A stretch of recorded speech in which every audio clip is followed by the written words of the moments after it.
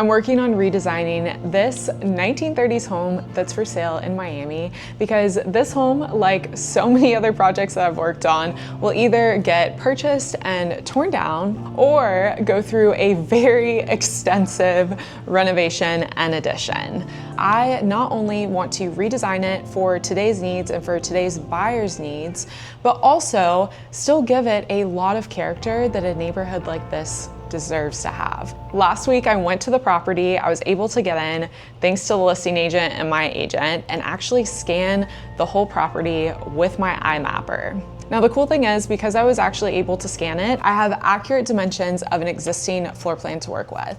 And I went ahead and did a little bit of research because I want this project and showing you my process to be as realistic as possible. I went ahead and did a little research to figure out all of my setbacks, if there are any certain design requirements, lot coverage, impervious ratios, floor area ratios, basically all of the design requirements specific for this lot.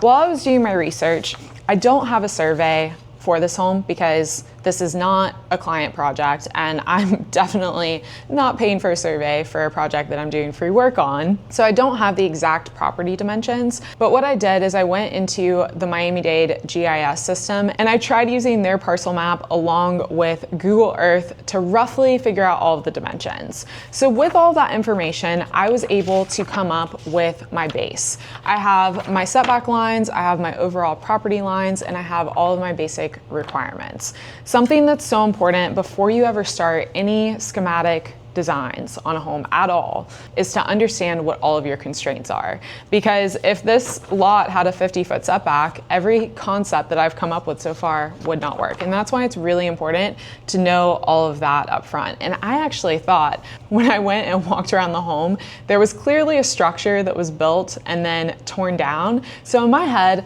I thought, oh, okay, there's probably a 0 lot line in the back. So we can probably build all the way to the back of the property or maybe within like 2-3 feet of the property line in the back. But turns out the reason that structure was probably torn down is because it was probably not legal. There is a setback in the line, and that's the exact reason that I needed to know all of that information. Let's talk a little bit about the existing floor plan and just some initial ideas from this.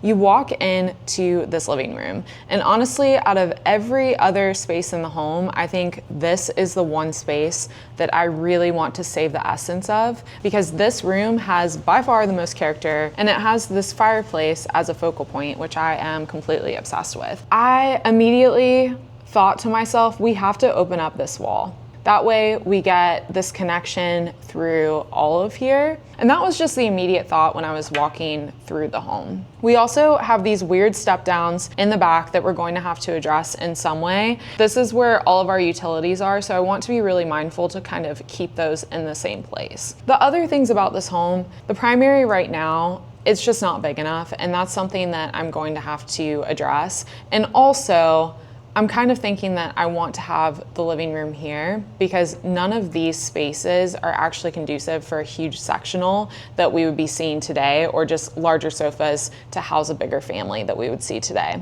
On the other side of the house, we have these 2 small bedrooms, which I'm fine with small bedrooms, but overall we need to grow the house a good bit for it to meet today's standards. When I'm starting a project, I always start with my constraints first, which I figured out, and then I start thinking about the actual program of the home.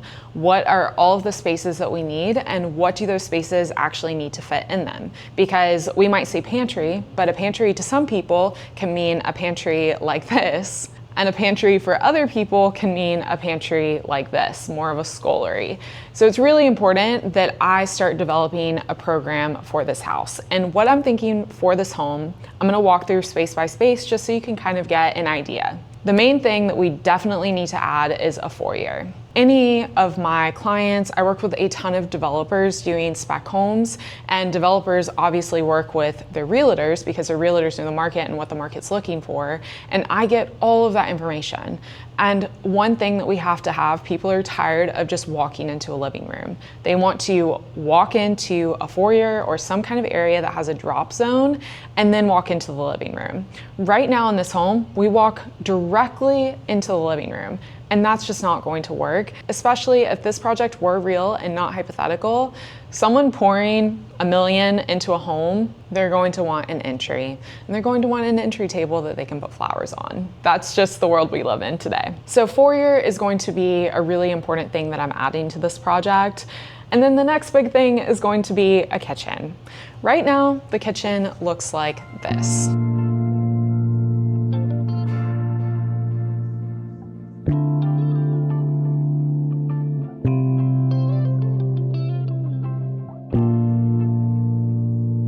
And I don't know really anyone that wants this kitchen, besides someone that's maybe living in a pool house. Like, totally fine, small kitchens are great, but if you're not a single person or maybe a couple living in a very small space, you want a much larger kitchen. Because I would say about 95% of the homes that I design, the kitchen islands are at a minimum of 9 feet, and pretty much everyone is asking for that. So we need a lot more square footage dedicated to the kitchen, and I'm thinking that we should just take this whole area right here and turn it into a kitchen, if it'll fit. So we can have a range here. This can be a big kitchen island. I don't think it's going to fit, so we'll have to bump out this wall some, which is totally fine. And this will move to about there. And then we just have to figure out the specifics, if the sink is going over here, refrigerator's over here, because we can take up some of that space and kind of figure that out. But already the flow is getting so much better. And yes, you are walking through the kitchen, but that can be a very elegant experience. So I have no issues whatsoever with doing a layout kind of like this. What I love too is off of this side, we could easily make this the pantry and then a utility room, which is great because if all of our power is already coming in here, if all of our utilities are already here, even though we're doing a full gut renovation, if I can leave that where it is or keep it close to where it is, I'm going to make everyone's life easier. Adjacent to the kitchen obviously has to be the dining room, and I'm thinking that this will become the dining room. We do have the step downs here. So my immediate thought is we just pull this back a little bit and do a banquette right there, and then open up all of this. I usually don't like going with bifolds, but I feel like in a home like this, it just makes the most sense. And we can stack it on this wall so it's not going to get in the way of any traffic on this side. My favorite option would be to do pocketing exterior sliders that pocket back. But the thing is, if I need to have this opening going into this space, there's no room for a pocket on this side. And if I do regular sliders, then they're still going to stack glass right here. And I kind of want the ability to be able to open it all up with those bifold doors. And that leads me into this space. I don't know about you guys, but I'm really sick of the layout where the kitchen, the dining, and the living room is all in just one room. I mean, I'm over it. I've seen it a million times. And the other thing is, I feel like whenever you are having company over, you never get any intimacy in the dining, and it's very loud and it's not great for conversation because the dining is in the middle of the room. And that's why I, when I can, try to lean my clients, my developers, in the direction of let's do a little bit of separation. I'm a parent and I understand how important it is for your spaces to overlook each other. That way you're getting that connection with your child. Majority of the time, it's you making sure that they're not doing something that they shouldn't be doing. But also, if you have a child like mine, they want to be able to see you too, and that's why it's important. And so I'm constantly trying to figure out layouts where we can get that visual connection. You still feel like the spaces are being shared with each other, but you do have a little bit of difference between the spaces. A dining room needs to feel a little more intimate. That way, when you're in that space, you feel like you can have soft conversation. You feel like you can have a candlelight. It just feels different, right? And then in a living room, that obviously needs to be a bit larger of a space, especially a family living room. With a kitchen, I see it all the time, but we don't need 11-foot ceilings in a kitchen. If we can bring them down, I mean, I'm working on projects with 11-foot kitchen ceilings, but if you can have a 10-foot or even a 9-foot ceiling in the kitchen, it's going to make the kitchen layout, vertical layout, much better. And so that's why if you can create a degree of separation, dining room, we're doing 9-foot ceiling heights. Kitchen, we're doing 9-foot ceiling heights. Living room, we're doing 11, maybe 12-foot ceiling heights. And now all these spaces start to feel a little bit different. And with this home being it is historic, but once quaint, charming little Mediterranean bungalow, and then going through a lot of really choppy renovations and ending up the way it is, I do still want to keep that kind of addition over time flavor to it. I think that keeps it really interesting, and having these different spaces the way that I'm kind of planning them allows us to keep that interest and separation, but we're still having that visual connection, which is so important for what people are looking for today and the livability of a home today. The nice thing about this living room layout too is if I put the TV wall on this side and also bifold here, this is just a sketch getting through some ideas, so the specifics on where this is going to bifold back, that gets worked out later. But I can open up both of these walls because this is part of their property, this is part of their property. The neighbor is right here. So if I close up this wall and make this, maybe it's a fireplace or just TV media wall, and the sofa here, that works out really nicely for the overall layout. Where the primary bathroom was, I would then open up this space to both the dining and also to the living room, and it could become a little study. It could become the kids' playroom where you throw all of the toys and you can still see kind of what's going on, or it could become a bar area and wine room, which is what I'm actually thinking for this project will be the best option. We can do a counter across this side. There's an existing window here, which can be really cute to have a little bar sink. And then on this side, you could have wine racks on that wall. All of this stays with utility, and then we have this front space.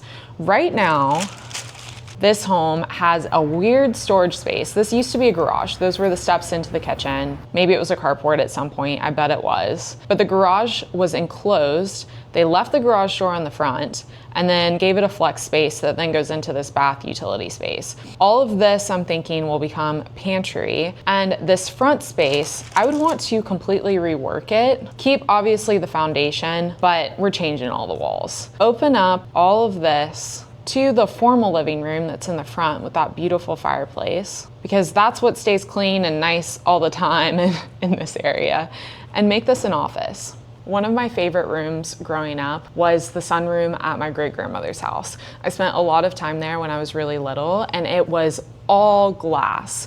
And I love this room dearly, not only because of all the plants and the natural light, but it just had a totally different feel to the home. But the nice thing is the front of this home actually faces north. So there's not really a time of the year that this room in the corner would ever get too much sunlight. If anything, it actually might be one of the most pleasant rooms in the entire house. I'm designing this home for hypothetical clients, yes, but I'm also designing with myself in mind, because it's very rare that I get to put my own program into any of my projects, and that's the nice thing about doing a little bit of a passion project. So this front room is going to be a beautiful sunroom, which is also going to just lighten up the whole house, because as soon as you walk in the house, it starts to get a little bit dark, and I don't want that feeling. I want to get as much natural light as I can, especially from that north-facing side, and then obviously shade the south-facing side. I mentioned earlier that I wanted to add a foyer onto this home, and that's what I would do actually right here. This home steps up a lot into the house,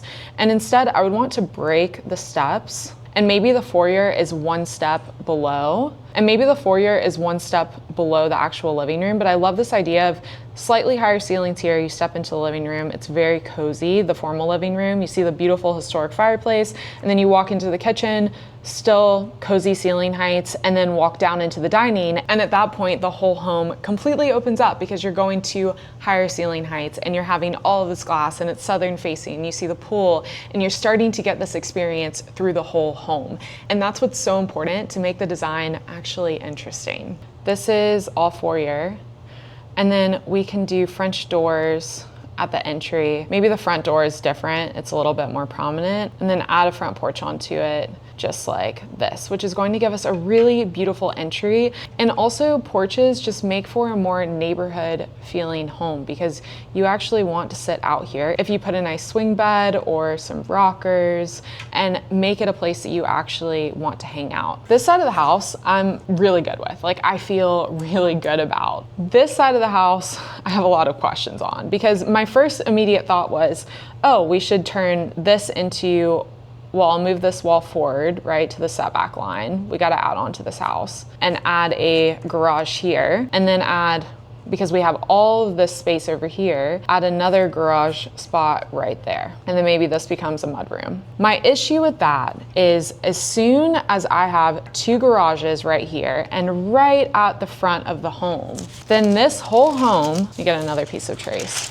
Then this whole home, we have garage here, we have another garage there. It starts to feel like, okay, I have columns here, and all this would move forward with steps going in. Great, that's beautiful. Gotta put my plants in, just to emphasize the entry. And the issue with this massing is everything is roughly the same scale. This doesn't feel as important because the two garages are taking over. So if there's anything that I want to do to this home, I don't want to put a garage right here. I'd rather tuck it around the corner and maybe have a carport and then garage so it feels a bit more historic, a bit more intentional, and have this be less of a focal moment so that the entry feels a lot more important. Because if I'm having a garage door here, it's going to take all of the attention. And that's something that I see done so often, where the garage doors completely overpower the rest of the elevation. And something that you should always be doing when you're working on design is thinking about both how it's going to impact the elevation and also the floor plan at the same time. Because in plan, this garage idea totally works with the mudroom right there, and then you walk into the home. But as soon as I look at it in elevation, I immediately know that this is not the move. So that was my first thought, and that's really what hung me up for a while on this one. And then I was like, okay, we gotta get second thought on this one. And the second thought, which I'm actually gonna show you in elevation first. The second thought is that, yes, we need that small window right here, but also I think this mass needs to come up like that. And then we need some kind of second story focal point right there and have all of this be very grand with columns coming up. So now we're starting to play with the eye and move it around, and this mass can come over, and maybe that goes like that. Okay, now the home is starting to feel so much better, and this can come off of the side like that with the sunroom with all the glass, like I was mentioning earlier. The overall feel of this is one that I definitely want to run with. To me, that's starting to feel a lot better. I knew going into this design that this home was going to double in square footage. The majority of homes that I'm working on right now, I would say at a minimum are about 4,200 square feet. And I saw a big jump. It was right around COVID because I've been working on a lot of spec homes for about 10 years now. We went from 2,700 being considered a larger home to about 42 to 4,700 is about my average right now. The majority of homes I work on hang out around there. They sometimes get up to about 5,000, but we're usually hanging out around the 4,000 to 5,000 square foot range, which means this home is doubling in size and it has to grow. I knew that going in. And yes, I would love to keep it single story, but realistically, there's no person who's going to purchase a home like this and renovate it and not add square footage. Like, it's just not gonna happen. All of this that we already talked about, it stays. But now with this new elevation direction, I know that up here, we still need to bring it forward, and this can become a guest room. Then right here, I'll actually pull back a carport and start the garage here because we have all of this side yard that we can totally use. So this becomes a great garage space. And then you can enter in right there into a small mudroom, which also leaves me space right here on the side of the living to have my staircase going up. And I love that because now this space becomes so special. We can really detail it out in a very beautiful way with a custom railing going up here with beautiful French doors on this side that maybe match the French doors on the front of the home too. And this becomes just such a special space and a space that is totally different from the other spaces of the home. So stair goes up right here. We have a mudroom in the back. That leaves me space for a bathroom right here for this guest bedroom in the front. And then in the back, I want to take up all of this space for a wellness room. I went to a networking event a few months ago here in Miami, and it was so interesting. There was a panel of architects, interior designers, and other people in my industry, and they were all talking about how important wellness is.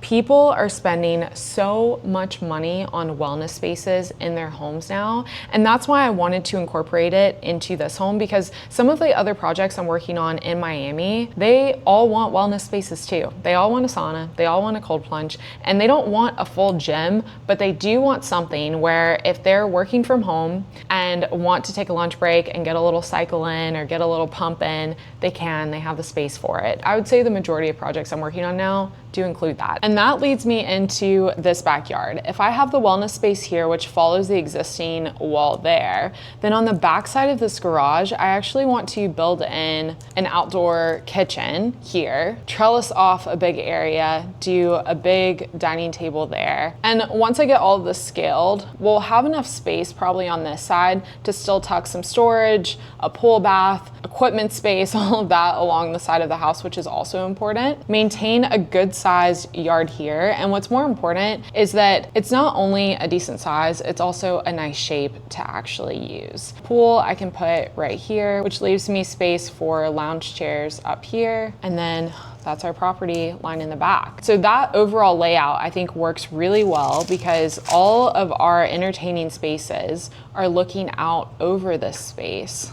And it has pretty much everything you need. Large outdoor kitchen, dining that's shaded. This is southern facing, right? So we're getting all of our sun pretty much all year round, which is really nice. The overall layout of this starts to work out really well, both in plan and also in elevation, which is what's important to jump from plan to elevation before you start jumping into the second floor.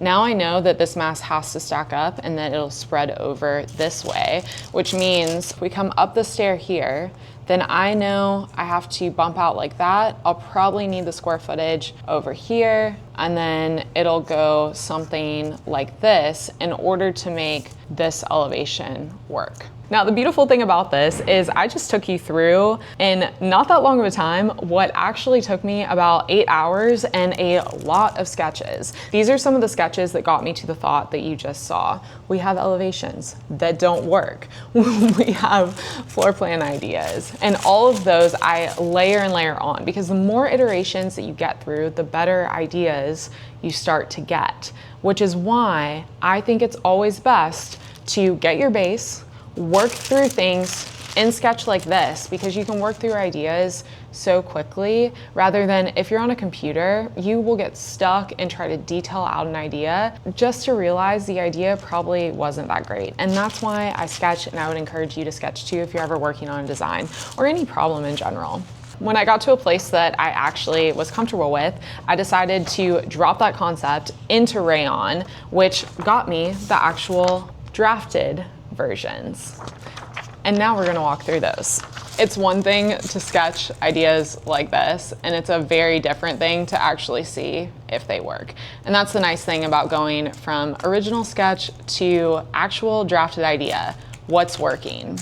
The porch, I have a good depth there, and then I enter into the foyer, and that's when I have the steps up. One thing I love is that little window. Definitely want to take advantage of that little window because it's just so cute. That I adored from the home, I can actually keep and center up on this foyer space. And maybe I put a table there or a bench there and then have a big table with a floral arrangement. But either way, you start to get this gallery space, which is really nice. I go from there into the formal living that opens up to the stair just like I had planned, and also has the sunroom office off to the side. Over here, I was able to sneak a little powder bath under the stair, which I think is great, and snag some of that room for the sink to recess into from the mudroom. As we go through the kitchen here, big range wall, which I think is important, and the person standing here, cooking, doing things, prepping things, you can put all kinds of plates out there, can then overlook all of the spaces, which I think makes this layout really special. The refrigerators could go here, or you could switch them to the other side, but I kind of like them here because you can have people come through, grab some water from the refrigerator, keep walking through, and not disrupt this work area. The dining worked out great. And what I'm thinking for this dining room, because right now you might be like, okay,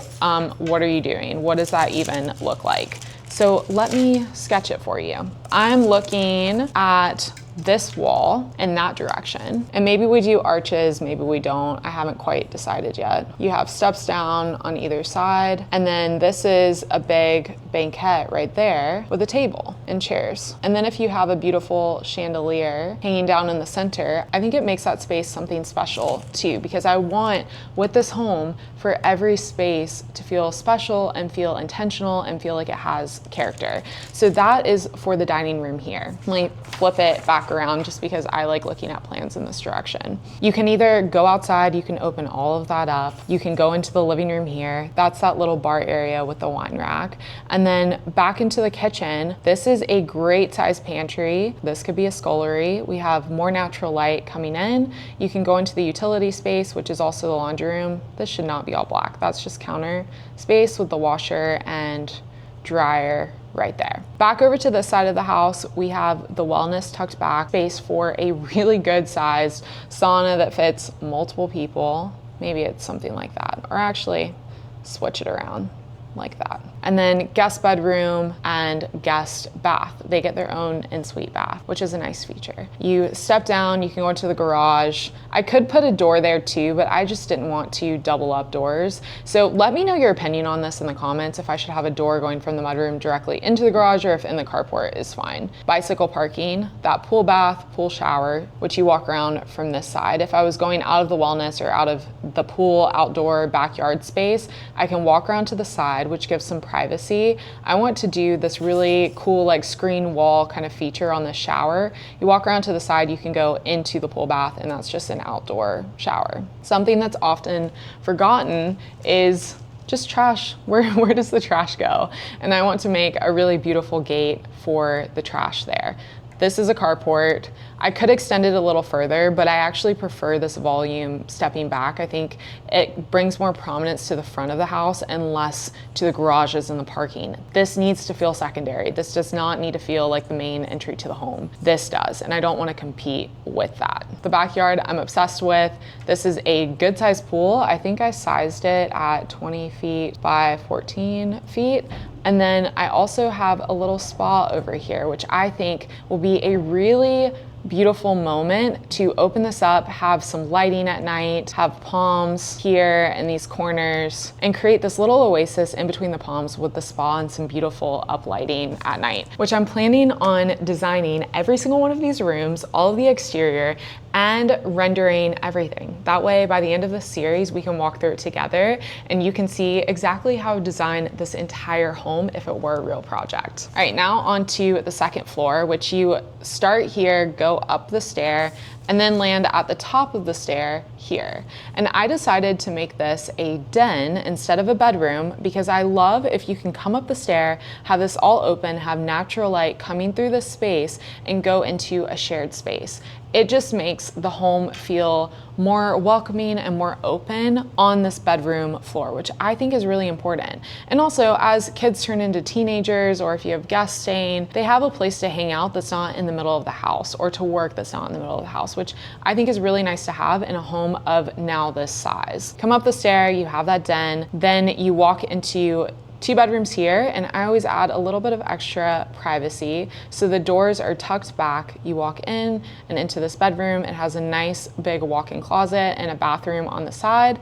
And then this bedroom overlooks the backyard. It has a bathroom right here and its own walk-in closet too. These are really good sized rooms with walk-in closets, their own bathrooms. Like, everyone is getting exactly what they want with this upstairs. On this other side, I'm so excited because we have a sleeping porch. Well, I'm excited about a lot of things. Starting here, you walk in. I'm thinking this is like a little snack, beverage bar, coffee bar situation. And then you can walk through into the primary bedroom. I added this because I wanted a level of privacy for the primary room and kind of this poetry moving through the space, getting some natural light, peeking onto the sleeping porch, instead of just having a door here and going straight in. I was not a fan of that. So you walk in through the space, there's no door there. your primary bedroom door is here. Then off of the primary bedroom, you have the sleeping porch. I grew up in this little coastal town, or I would say a group of coastal towns called Santa Rosa Beach.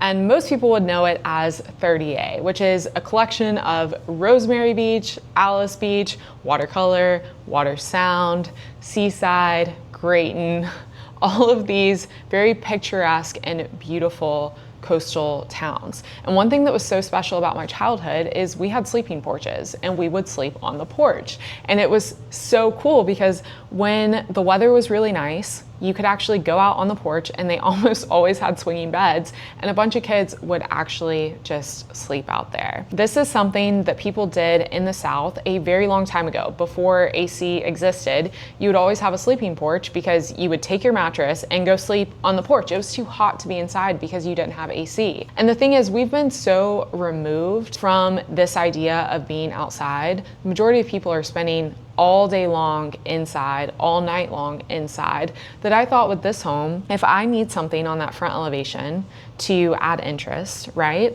If I wanted to put a porch, but it's front facing, so it's facing the street, why don't I screen it all off with some beautiful louvered shutters and have it be a sleeping porch? The fireplace below actually has an existing chimney that comes up right here. And I was thinking about the elevation and if I should have the chimney come all the way through, but since it's centrally located, I think it will look a bit funny. I don't know, we'll play with it, but right now I'm leaning towards we're not having a chimney. Either way, I would love to add, it is Miami, so you only use it a few days out of the year, but I would love to have a really cool fireplace in the primary just as an additional feature, and it ties into the existing one too, which I think is nice. Into the primary bath, I thickened up this wall. That way the two doors can fold into the walls, so you get this more seamless, tailored feel. The vanities are on this wall. I'm floating the mirrors off of the window in the center. That's at least what I'm thinking for the concept right now, partly because I've just been in love with it, and also because everyone's face looks better when it's naturally lit and you have sun coming in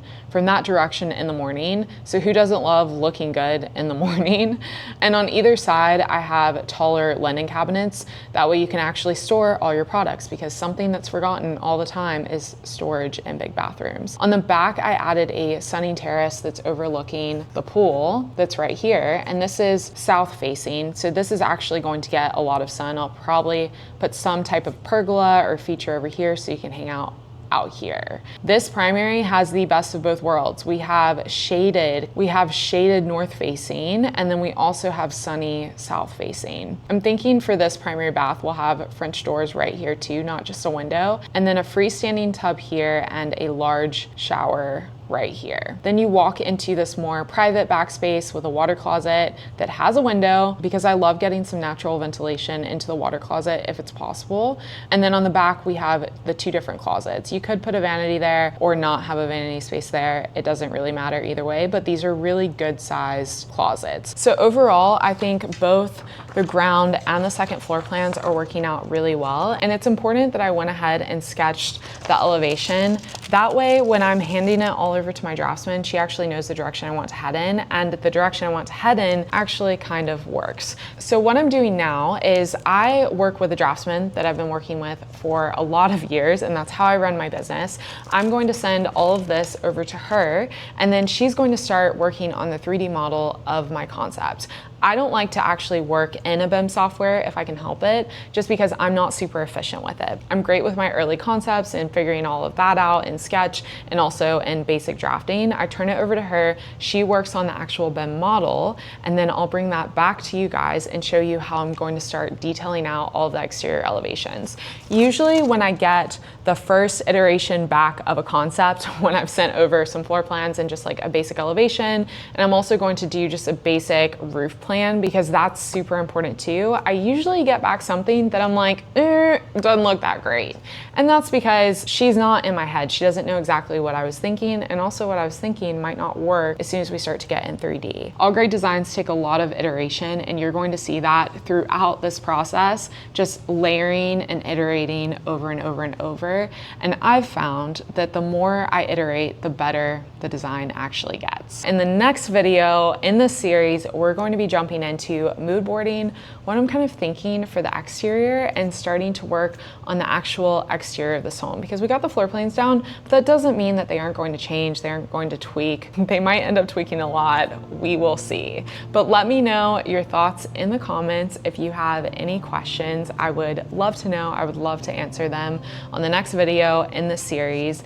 And if you are interested in making a leap into home design as a career, I have a full masterclass teaching you not only everything that I know, starting a design, finishing a design, construction documentation, clients, everything, all the good stuff that I wish I had 10, 12 years ago when I started. And it also takes you through using that information and developing your own project. The details to my masterclass are linked in the description, so check it out and let me know if you have any questions.